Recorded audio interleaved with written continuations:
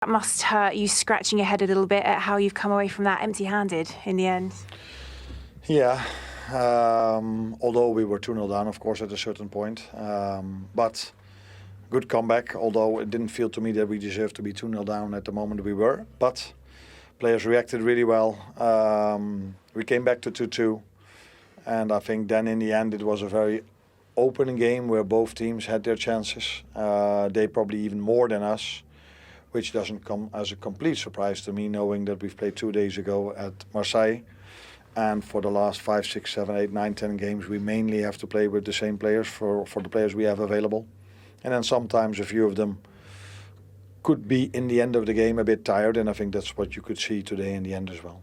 Yeah, I was going to ask, was it credit to Bournemouth's perseverance in the end, or are you finding you're looking at yourselves a little bit? It also looked like you were a bit frustrated with the officials at the final whistle.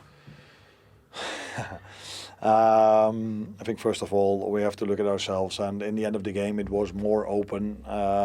Both teams were trying to score a goal. They had better opportunities than us in the last 10 minutes. And then in the end there is a long throw in, which led for them to a goal. For me, 4 minutes of added time was by far not enough. But in the end that didn't matter because they scored, although maybe we could have had then 2 or 3 minutes. But this game should not have had 4 minutes of extra time. There was one free kick that already took 2 or 3 minutes. There were VAR moments, there were substitutions. So that was what I said to them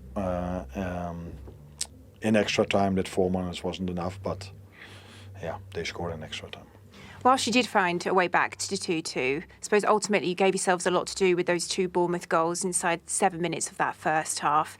How did you see that period of the game? As difficult, because I think the moment we conceded, there wasn't a thought in my head that that could happen. Because I think we played a game where a lot of times our players were in very promising position, and it felt to me that it was waiting for the right moment and for the right execution and the right pass for us to score a goal. And then we conceded one, which had to do a little bit with the adjustment of a long ball, and the wind had impact on that ball. And then we went down to 10 men because of that goal, and we were down to 10 and they scored their second, and that was the only few minutes apart from the last 10 minutes, I think, where we had some problems with them. But the result is another loss. So the trouble was you were a man down for that second goal, and it looked like you were doing everything you could to gesture to the players, kick the ball out, let's get him on the pitch. How do you see it now? Is it with regret? Perhaps you didn't get the player on sooner. Is it the player's responsibility to kick the ball out? You can bring a player on sooner if the ball is not out of play. And the player was injured, Joe Gomez.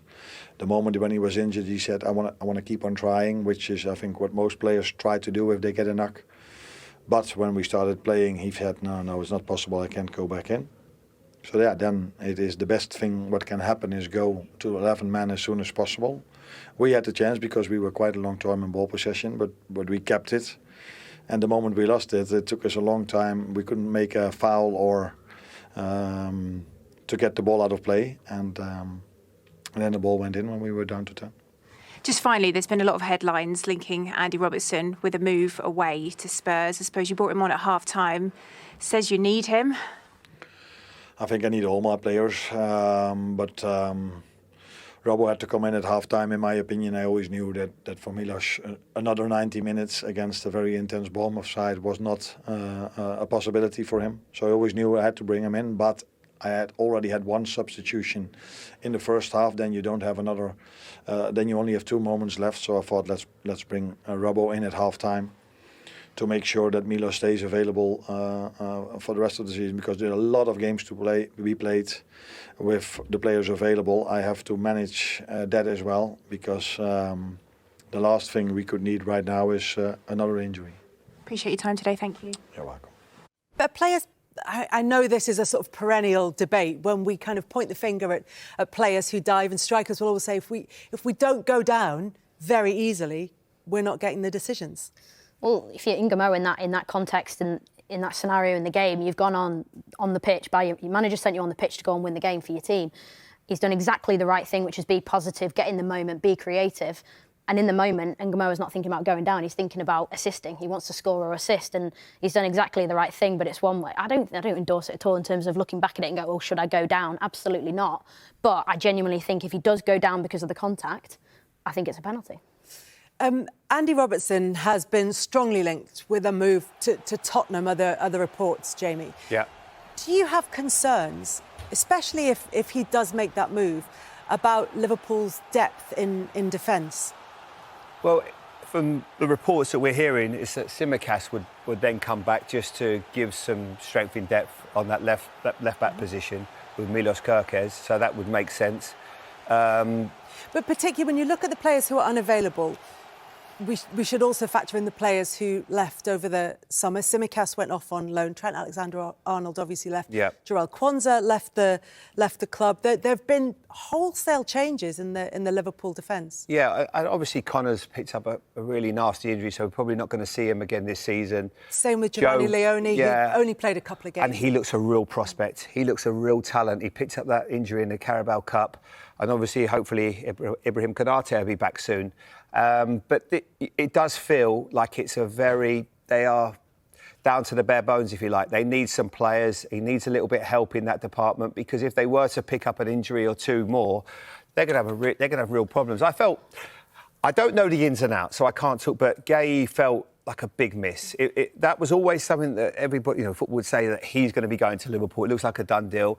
Manchester City obviously came in and offered him a huge amount of money to go there, and it's a really good move for him. I'm not, fully understand that one, but it just felt like that would be one that Liverpool would have certainly partaked in. They didn't, so now they have to be clever in the market. The hard thing is you go and buy a player, and Leone is going to be a real star, and then he's probably going to be fit for the start of next pre-season, hopefully. So you're in a bit of a position, really, but you've got to make sure you've got some strength in depth. Jamie, people will not have sympathy for Liverpool's squad being thin, given how much money they spent over the summer. This is a point that Arne Slot made in pre-season, and he made it ahead of the game against Bournemouth at Anfield on the opening day of the season, that not enough people were talking about the players who weren't available, who had either left the club. Obviously, we know about the Jota situation as well.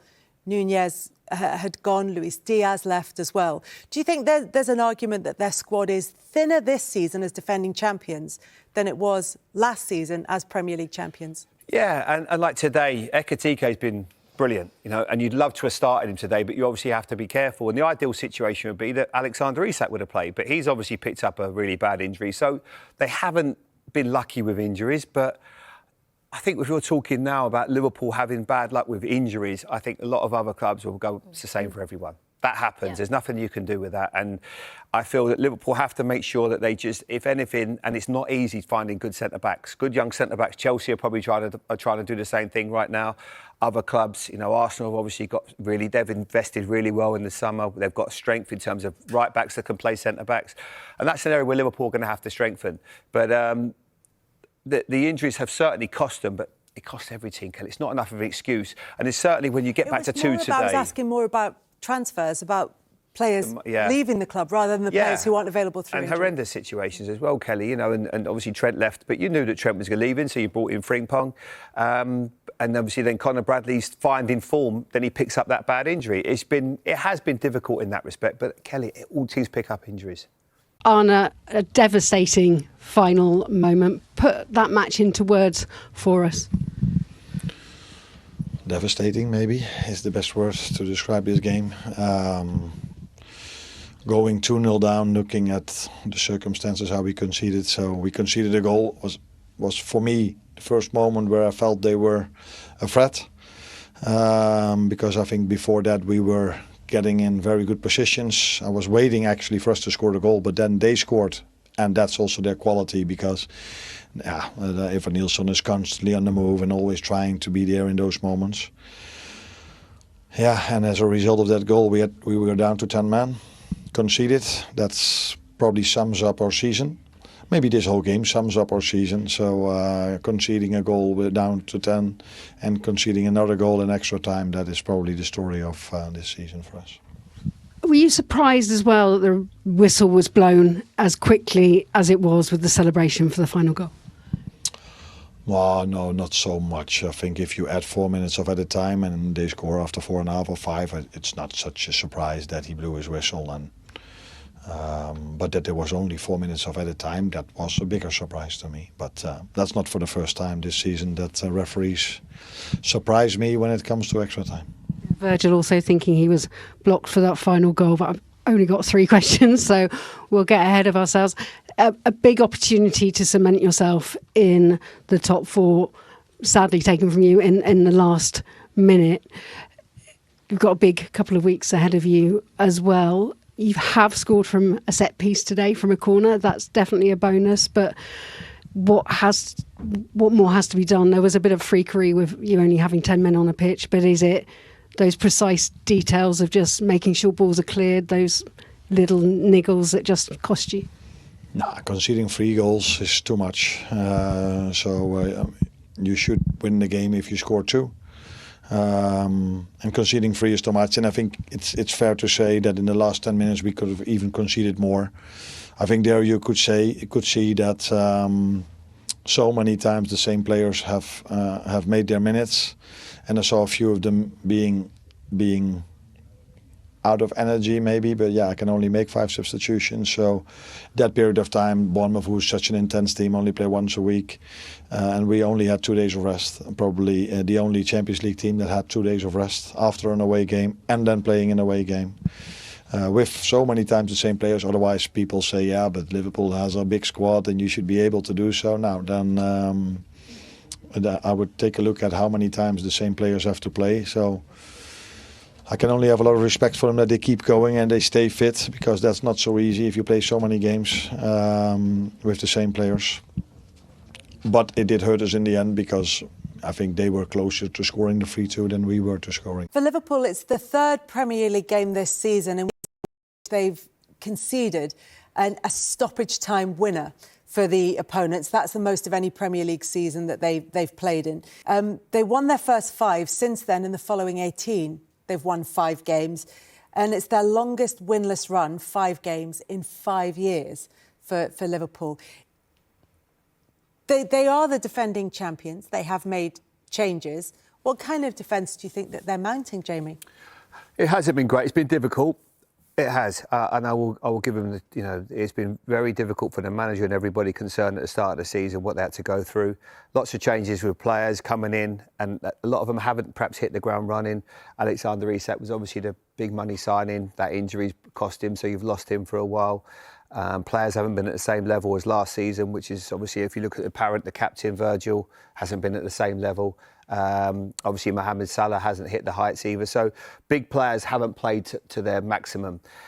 And I feel it almost looks like they've still got so much to play for. Still got obviously an FA Cup and a Champions League, and obviously want to get into the Champions League. But it feels like they're almost looking to the end of the season now, and we've still got so much to play for. So they've got to hang in there. They've got to keep producing performances. Hopefully they can get a couple of players that will just help the squad as well.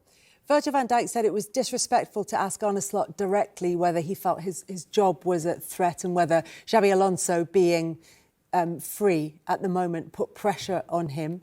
Do you think there is pressure on Slot in terms of his Liverpool future? I think there's pressure because he's the manager of Liverpool Football Club, who are the defending champions. And I echo what Jamie says in terms of he's proven, how astute and how intelligent he operated last season, in guiding Liverpool to that league title. It was just magnificent the way they played, the team connections.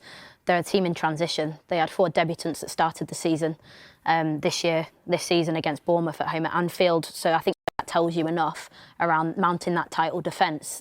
They have had a lot of personnel changes. I think the back line is a worry in terms of, the way they're performing, but also the changes and the lack of experience in that line. I think you believe that all title-winning teams have got a strong defence, and I don't look at that Liverpool defence and go, that's a title-winning defence right now. But I think Arne Slot is in a tough period. Of course he is. But what I like about him is it doesn't faze him. I mean, of course he cares, and of course he's incredibly focused. And I think he needs time to prove that he's a really good manager. Well, he won the title last year, so he deserves a lot of respect. Absolutely. But I think he's got to make sure he doesn't finish the season badly. I think they've got to make sure they go deep into major competitions, the 2 that they're still left in, and make sure they get top 5 now. If they get that, I'm sure it will be absolutely fine. One thing I will say is the last manager you would want as a Liverpool manager, as somebody that's out of work right now, would be Xabi Alonso, because he's obviously got huge respect from the club. He did a great job at Bayer Leverkusen, obviously didn't do a great job at Real Madrid. But it's the sort of manager that the fans there'll be a bit of a clamour if these results and performances don't start to improve. And he'll be well aware of that. He knows the price on the ticket. But I do think he deserves the respect. And if he carries on and they do OK to the end of the season, then I certainly think he should be the manager next year as well. OK, let's firstly react to that. Does he have a point? Should there have been more extra time, do you feel like? Possibly, but again, that's not really, Bournemouth scored with the last kick of the game. Yes, Liverpool might have had another minute, 2 minutes to score a third, but, overall, when he analyses the game, the last thing he'll be thinking is, we lost because there was not enough, injury time or added time. No one could say they would have scored in it either. Exactly. Well, he just contradicted himself. He said the team were tired and he's complaining about them playing too many minutes. Oh, yeah, he wants more minutes. No, I get it. Listen, it's a little frustration. To be fair, when they put 4 minutes up, you said to me, wow, I thought it'd be more than that. So, he's got a little point, but that's not why Liverpool lost the game. They lost the game, really, in the first half and their sloppy performance in the first half. They got back, did well to get back, but he's right. It was a very honest assessment, I thought, of the game. It was, yeah. And Tim said it himself, in the last 10 minutes, yes, it was open, but Bournemouth were the team having all the chances in that last 10 minutes. So just a frustrating night, having worked so hard to get back into the game. We spoke about it with Hugo Ekitike and the potential that he felt like he needed to rest him. He kind of mentioned it there as well, didn't he, about the fact that they're having loads of games. He's probably having to rotate and not play the players that he wants to and be mindful of the schedule. Is anyone ever listening to that? I'm sure the people around the world are not. We're talking about playing Bournemouth here. And we talked about the injury crisis, what they're in. Every Liverpool player on that bench would play in Bournemouth's first team. They're missing players also. I don't think people stop listening to you when you keep crying about injuries. It doesn't wear certainly with the opposition fans and fans around the world. Maybe the Liverpool fans might give them a little bit of a break for it, but I certainly not. The Liverpool Football Club, you spent an absolute fortune in building your squad. Yes, you've picked up injuries, but everyone's got injuries at this time of the season, and no one wants to listen to excuses. You need to start picking up results, certainly in the Premier League, because if you don't finish in the Champions League spots, your position's under pressure. They're capable, this team is capable of winning the Champions League. And the way they're going in the Premier League, they might be easier to qualify for the Champions League next year by winning the competition, which will be a fantastic season. But at the moment, there's a lot of pressure on at the top of the division to finish in the Champions League spots, and Liverpool need to find some form from somewhere.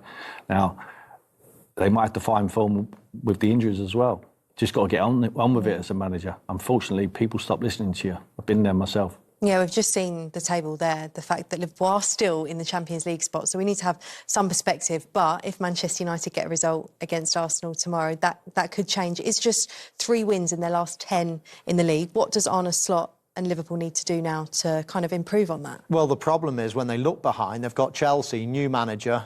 Who knows which way that's going to go, but if they catch fire, then they could put serious pressure on Liverpool. The team right behind them, Manchester United, if they continue playing like they did last game, well, they will put pressure on Liverpool because that was a brilliant performance. Yeah. So, all of a sudden, if they're probably looking at it thinking, who can pass us? Below that's Fulham. Fulham are not going to finish above us. That's probably what they're thinking. Villa. And now all of a sudden, there's a couple of teams around them that are in good form or potentially in good form. So it's a problem. Liverpool have still got it in them, still putting in some good performances, but they need to be more consistent. That's why they're not going to win the league this season. And I'm sure they're going to be watching what happens between Arsenal and Manchester United. Well, it's a difficult interview for Virgil van Dijk to give. Was struggling to kind of pinpoint exactly where things were going wrong. He did say, look, the referee sees it how he sees it. He gives what he gives and we have to accept it. But he did feel he was blocked for the winning goal for Bournemouth. Did either of you spot that? Well, he was blocked. He was fouled, but he was fouled by his own player. That's the problem. Curtis Jones, Virgil van Dijk, you can just see him here. Virgil van Dijk, Bournemouth were starting to launch balls into the box with his long throw-in by Hill. Virgil's in a decent position there. He's got Unal there, and then Senesi is another player that's with Gravenberch. But as that ball then comes in, and it's an incredible throw, you can see he gets it to a long area there. Virgil goes to attack it. But I just want to just take it back because I'll show you, if I slow it up, as he goes to win that ball now, you can see there, number 17, Curtis Jones, He just trips over him. Watch Virgil's right foot as he goes to jump. There, he catches his own man, then can't get the header. Then it all becomes about Adley. He's brilliant. Look how alive he is here. Gets the first one in, then he gets the second one. He's the only one that's alive to this situation.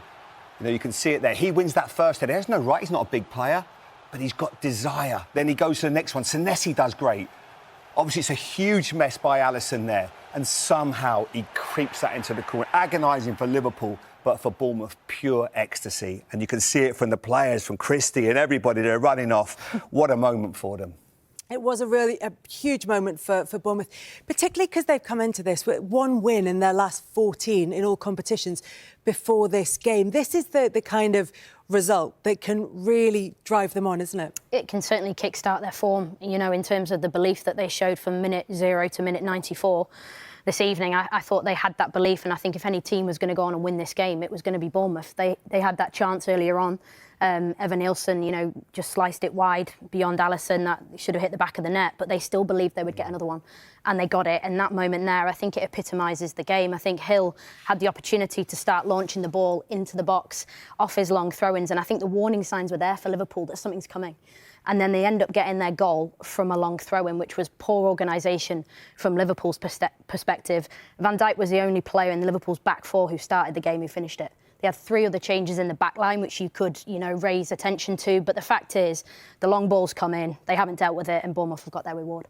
Bournemouth got their reward. They take all 3 points. It's an important one in terms of the table, Jamie. They weren't in relegation danger, but maybe just having a look over their shoulder. I'd say at this point you're having a glance. You're not necessarily looking, you're just glancing.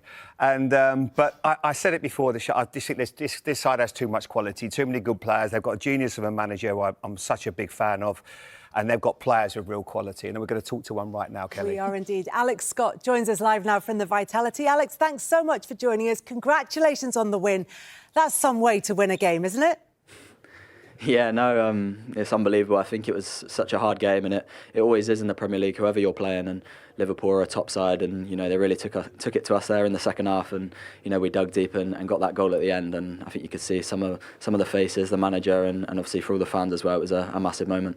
I mean, the bravery to keep pushing for that winner late on in the game. Where did that come from? Is that something that's kind of built into the side? Does it come from the manager? Is that the word from the bench? Yeah, I think you're spot on. I think you know we pride ourselves on that, you know, pressing non-stop until the final whistle, and you know we got our rewards there. Like I said, it's tough, and we've had a tough run of games, extra time at Newcastle, and there's been a lot of tough fought games, especially Brighton as well. So it's been hard, and we've had to dig in. But I think that's what this club's all about. The manager really put that into our players, and you know we've got to work non-stop for this manager and for these fans. So we got our reward at the end there, and it comes from us, you know, being there to the final minute. Alex, Jamie Redknapp, congratulations, mate. Amazing win. I mean, we've just seen some of the emotion here. We can see your manager. He's normally quite mild-mannered, but he was loving that one. Big moment for you and the team. I enjoyed your performance today, and I felt, obviously, a tweak in the formation. Today, with you and Cookie in midfield, it made it a bit more difficult. You know, you had 2 against the 3 a lot of the time because you played, obviously, Krupi and even Nielsen. You had to... I bet your running stats were high today. Yeah, I think they will be. You know, yeah, you're spot on it. It was really tough today. The way they set up, you know, Szoboszlai, McAllister, Gravenberch and Wirtz as well. There was almost 4 of them in the middle of there non-stop. And, you know, it's tough for me and Lou and obviously Krupi as well. But, you know, the way we set up as well, the centre-halves need to jump as well. But when you've got top quality players like Wirtz and Szoboszlai, you never really know what they're going to do. They have that freedom to go wherever they want. And I think in the second half, it definitely worked a lot more for them. But yeah, we really you know dug in, a good defending and good from Petro as well. So you know it was a tough game, but I enjoy playing with Lou in there. I know how good he is defensively. Obviously we've got Tyler as well, who's unfortunately injured, but there's so many players that can step into that role. So playing next to them and obviously Krupi as a 10, he can come up with magic non-stop. So it makes my job a lot easier when I've got Lou there and Krupi in front. Well, it doesn't sound easy. I've just been told by our great stats guys at Sky that you ran the most today, certainly in your team. And I think that summed it up because in your midfield, you had tremendous energy. I want to talk purely about you individually. You've had a great season. You know, you broke into that England squad as well. What does that mean to you as a young player that obviously came from Bristol City? Your career's gone from strength to strength. You must be so happy you made this move. Yeah, of course, it's been great. I really enjoy my time here. I think it's been tough. You know, the first 2 seasons I was here, I had a lot of injuries, and it was hard to get, you know, rhythm with my game, and I wasn't playing as many minutes as obviously I wanted to. So it's been hard, and I've had to almost bide my time a little bit. But now this season, I came off winning the under-21 Euros with England, and that gave me a lot of confidence going into the season. I think since then the managers, you know, definitely trusted me. I've played the majority of the game, so yeah, obviously grateful to him and everyone at the club for giving me the chance. And yeah, I'm playing probably my best football at the minute. You know, I got my call up at the end of last year, but you know, it's a long way to go. I've got to keep working hard, you know, keep playing at this level, keep performing, and yeah, fingers crossed I maybe get another call in March. You never know, but that's down to me to keep working hard and keep playing well in this division. Alex, speaking of working hard, you had a big part to play in the opening goal, your forward running behind. Was that something that you identified pre-game, or is that just what you do because you're so good at running and beyond? I think it's more instinct. I probably don't do it enough, to be honest. And you know, as a number 8, it's, you know, picking when to come to feet and when to spin in behind. And I think that one there, I probably would have left it if it didn't hit me in the face and just taken the corner. But I feel like I had to do something, and thankfully Eva was there to finish it off. But I know how good Marcus is. You see here, he does that ball so many times in a game, and it's down to us forward players to be in the right position to pick the scraps up. And yeah, you see it's come off my face. I probably would have left it if it didn't and taken the corner. But yeah, happy to get an assist. You know, I don't get enough of them, or I don't get enough goals, but you know, I've got to try and work hard in training and get in those positions more, because I know I can definitely add that to my game. Did the wind play a factor in the ball holding up in the air, do you think?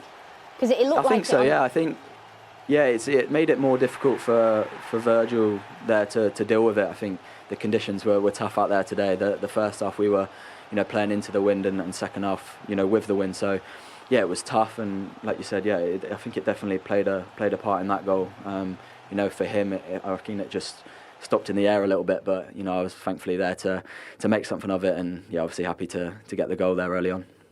It's obviously it's a win that feels good, but it's also a win that has real practical ramifications. We were talking about the table before you joined us, and saying that while Bournemouth never really looked in danger, it was maybe just in terms of results starting to get to the stage where there might have been a little bit of a cause for concern. But that's 7 points now from the last 3, and it's looking very comfortable in the table. Yeah, and there was a point we spoke about it, we were honest about it, and you know, we had to come to the realisation that we probably were in a bit of a relegation fight at some point. I think after maybe the Brentford game, we had a tough run of fixtures. I think Chelsea, Arsenal and Tottenham. So, you know, with those sort of fixtures, it's tough to pick up points. I think we've got through them pretty well. A point at Chelsea and beating Spurs, drawing to Brighton. So, you know, we've got some points out of those games. But yeah, I think now we're a little bit more comfortable. But you know, the job's never done. The team's also picked up points this weekend. So there's always people fighting below us, and you know, we've got to be on our toes and win as many games as possible. It's been really good talking to you. Thanks so much for joining us. Thank you, guys. Have a good evening. So congratulations on the win as well. He talks really well about what, you know, the manager wants Bournemouth to do, what the manager asks him to do, and sort of gives us a real insight into how they set up. And apart from anything else, the mentality. Yeah, absolutely. And purely individually, I mean, what Bournemouth do, they're brilliant at it. They recruit great players and they sell them on. Semenyo, great example. And I won't be surprised in a couple of years' time if they'll have a contingency plan for someone like him. Right, where's the next one of his quality? They'll bring him in, because there'll be clubs looking at him. He runs so much. He's got great energy. He assists more. He actually has to make more assists. I will admit that.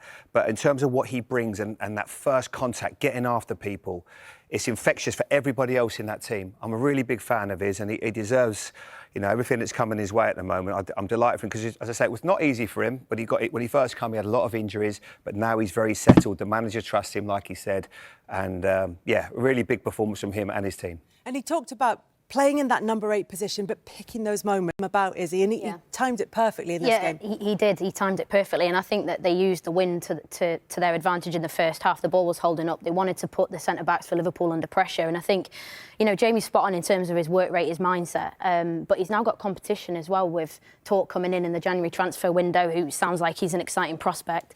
But you can just see here on the first goal, the forward run, and being beyond. And I think the centre-backs for Bournemouth had such a big influence on the game today. This is Senesi with the ball over. Now, it's nothing special, but Alex Scott just doesn't give up, and I just think it epitomises the belief in this Bournemouth side, and I think Evan Nilsson takes it so well. But you can just watch it here again, the way that the ball just drops, the ball forward, I think it's got a wonderful there he is pace there. on it. I'm just going to highlight him for you there, because he makes a good run. There's a big gap for him, and he anticipates it, doesn't he? Yeah, he just runs off McAllister's shoulder. He then becomes Virgil van Dijk's player. The ball holds up in the wind. Van Dijk doesn't clear it. And again, just that little glance back into the inside of the box. We can see a better angle of it here. Yes, he almost gets a little bit fortuitous, the way it sort of bounces off his face, but he gets that look because he makes the run, puts it into a really good area for Evan Nilsson, and that connection between those two there, it's like he knows he's going to be there. They've got that hunger, that instinct, and that's what got Bournemouth off the mark. And this obviously has ramifications for what happens next as well, Kelly. You can see here, good finish by Evan Nilsson. He anticipates it. Joe Gomez goes clashing into his goalkeeper.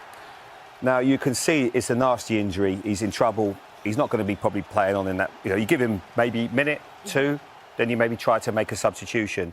This took 7 minutes before Liverpool decided to make a substitution.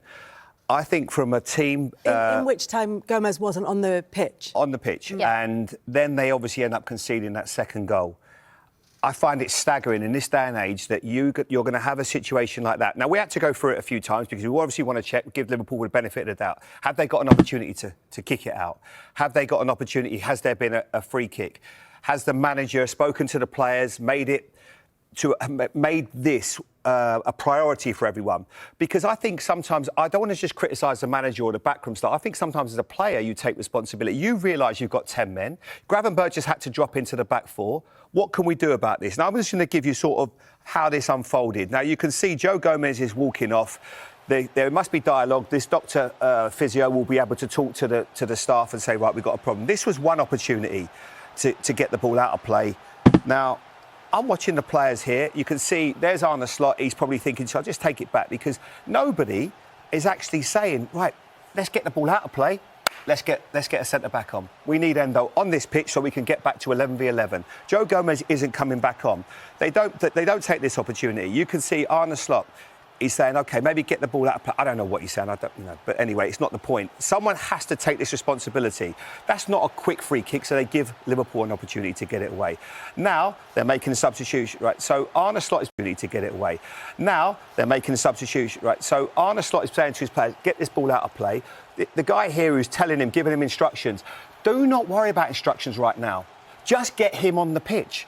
This isn't like you're making a substitution, a tactical one, where you've got 11v11 at the moment. You've got 10 men on. This is paramount importance that you get him on to level this game up, and that whenever you get an opportunity, you then change it. Get your gear off, get on the pitch, mate. Bearing in mind that Gomez is already off the pitch with the doctor, and Endo's still got his kit on.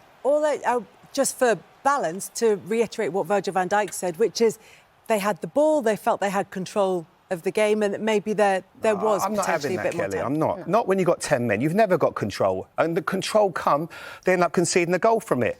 They get another opportunity. This time, Alisson, he knows he's got Gravenberch in there. You can see the manager, bottom corner, he's telling him to kick the ball out of play. He doesn't. He decides to go the other way. You don't have control with 10 men, especially at Bournemouth. This isn't like they're just sitting back. They are on you. They're trying to win the ball back. They should have made this substitution. 7 minutes. I use the words amateurish at half-time. I think it is. It's not good enough. And that comes as a consequence because just before they make the substitution, this then happens. Now, Liverpool end up with 2 up front. You can see Salah and Wirtz. Now, I would like to see one of them drop back in. Now, I'm just going to stop it just here because now you've got your back four. You've got Gravenberch, you've got Virgil van Dijk, Szoboszlai sort of come in there, and Milos Kerkez. Now, he defends awfully for this goal. Really good bit of play. You talked about Senesi having a great bit of play as a centre-back as well. This time it's Hill. Really good. He comes forward. You can see Jimenez, that's right, Kelly, isn't it? Yeah, Jimenez is making a really good run. His body position's really wrong, Milos Kerkez. He doesn't get himself in the right position to stop this pass. Virgil van Dijk drops too deep as well. Now, you are not comfortable. You've got 11 men on. Endo might have been the other centre-back. Brilliant finish. Great piece of play from Bournemouth. But this is other thing I want to just look at Virgil van Dijk. He then drops, just take that back a little bit. He's your sort of lead centre-back. He should be commanding that. If he pushes up 1-2 yards, gets level with Milos Kerkez, Gravenberch and Frimpong, he plays him offside. He doesn't. He drops back two. He almost covers himself there.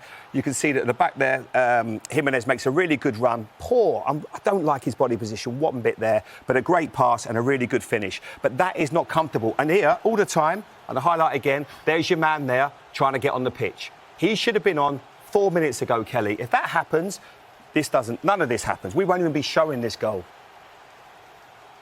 Is it going to go? What's happened to it? Oh, here we go, here we go. But from Bournemouth's point of view, brilliant. Great pass from Hill. That's what you want, is centre-backs to step in and play passes like that as well, is he? And Jimenez, who normally play right back, Iraiola's asked him to play higher up in the game because that's a position where Bournemouth are struggling to field players at the moment. You know, they've got 7 injuries out at the moment. You can see here he's on side, but he times his run to perfection. But that's so reassuring for Iraola to know that those 3 players, Evan Nilsson, Jimenez and Adley, have all got on the score sheet today, and they're all players that are playing in that forward line for Bournemouth, sort of in a makeshift fashion, but they've proven today they can do it. Jamie, what does that result do you think, for Bournemouth? I know we talked about what it does in terms of the table, but in terms of what happens next for them, because they will have had confidence in their performances, they will have had faith in the manager, who was getting absolute plaudits at the start of the season. At one stage, Bournemouth were in second place in the table. What can they do from here on in with that result? Yeah, it's a great question. They've had 2 really good home wins now against Tottenham and obviously Liverpool, and then it probably, you'd say on paper, a good point at Brighton, but when you're winning 1-0 with a couple of minutes to go, you want to hang on. So I think they'll be delighted. You know, it was a good performance today, amazing effort. Andoni will know he needs players in to help him as well. They've obviously got a couple in the pipeline. They've signed 1, maybe get 2 or 3 in with their good recruitment, and that will certainly help because they need a few bodies because they are running, on empty to a certain extent. Do they look like a relatively favourable run of fixtures? Yeah, when you look at them, you do think that, but you've got to understand Wolves obviously losing today to Manchester City. But they are starting to galvanise themselves. Yeah, Rob Edwards is starting to get momentum with the side. Obviously, Aston Villa, we know they're going to be very, very tough. But then you look at the other 4 fixtures below that, and you think that if you're Bournemouth going into that game with the belief that Iraola puts into his team, that they can go there and win. And I genuinely believe Bournemouth go into every single game in this league thinking they can win because they've got a system, they've got effective players, and they've got a fantastic manager. And that manager joins us now, live from the Vitality. Andoni, thank you so much for your time. He was quite a calm figure on the touchline, but you really went for it in terms of your celebrations this time. How much did you enjoy that victory? I really enjoyed it. I think we needed this one, and also I think 10 seconds before, I asked the 4th official. He told me, "No, it's over. This play and it's over." So when you score and there is no option to receive another one, I think you enjoy it even more. Was there any part of you at 2-2, even though you'd been 2-0 up, that was thinking, just protect the point? Or was it always the intent to go for the winner? I think the goal from Van Dijk in the corner has hurt us, because you are 2-0 down, you want to prepare the second half with 2 goals, and when you concede that goal, the second half is going to be long, because they are going to push. I think we started probably playing better once we received the 2-2. We were kind of defending, for me, too much. And once you probably receive the 2-2, there is less things to lose. And then I think we started playing better. We had, I remember, a very clear chance from Evan Nilsson. We didn't score, but I think we've been better in the last minutes. And only Jamie Redknapp, congratulations. You tweaked it a little bit. Obviously, you play a lot of different systems, but you're a very attacking system today with obviously Evan Nilsson and Krupi almost those split strikers, which put a huge emphasis on your 2 midfield players today. I thought they were magnificent for you. They ran marathons. You must be so proud of them. Yes, I think Alex and Lou are doing an incredible middle part of the season. I think we are being able, between everyone, to keep, as you said, Junior, Krupi, Evan Nilsson, 2 strikers in a game where Liverpool put so many players inside and you need help from everywhere. I think wingers also did a really good job, and probably not playing completely to our style. I think we are finding ways to get in points lately, managing better situations where we go a little bit higher and situations where we go a little bit deeper. You've obviously got a great long throw-in as well in Hill. He can step in, make good passes, but this is obviously a massive part of the game. I want to show you this goal because I think it's really important and it gives you considering you haven't got the biggest side in the world, you are so alive to every second ball. Yes, I think everyone knows, no? We are probably the shortest team in the league, no? And we are struggling in defensive set plays. We conceded today, especially Van Dijk's goal. But offensively, I think we are very lively, as you said. I think we are getting good numbers for our stature and to score, no? In a goal like this, in the very last second of the game, is always. It doesn't matter how. It's always lovely. Andoni, congratulations on the win. The area of the pitch, I think you're suffering a lot with injuries in the wide areas. You've had to adapt. How pleasing was it for you that the players in those positions today had a big contribution to the game? Yes, as you said, no. Right now, basically, as a winger, only we have Amin Adli, no. The others, I think we can adapt. Alex Jimenez, even Alex Scott today finished playing wide. I think even Alex Todd, that has been training with us a couple of days, has to help us at the end. But it's a situation that also the club knows. We will try, in this last week of the market, to have some help there, and also wait until Brooksy, Tavernier, especially recover. Andoni, you obviously got great recruitment in the club. Are you working hard to find the next Antoine Semenyo?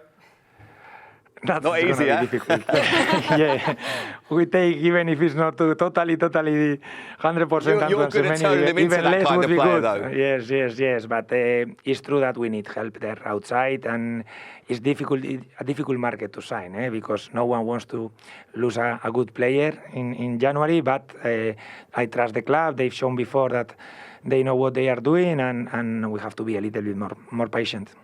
Andoni, a big win today that you and the players can celebrate. It's 7 points in the last 3 games as well. Before that, it was a really difficult run for you. How hard was it to keep your nerve, to keep the players' confidence up in what they were doing and their belief in what they were doing?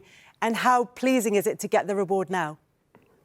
This is the Premier League. At the end, the matches are so small. We've played even better games than today, and in this long run, I remember 2 draws against Chelsea, 1 against United, games that we've lost. Burnley again here last second, even the other day against Brighton, stoppage time we concede, and sometimes it has to happen. It cannot always happen to the other side, no? And in this case, and especially against the Spurs, I think are 2 wins that in our situations were very needed. Maybe balances out that late equaliser by Brighton in that game as well.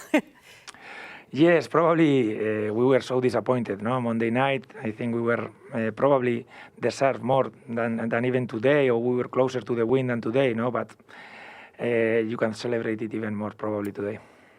Andoni, thank you so much for sparing the time to talk to us. Congratulations on the win.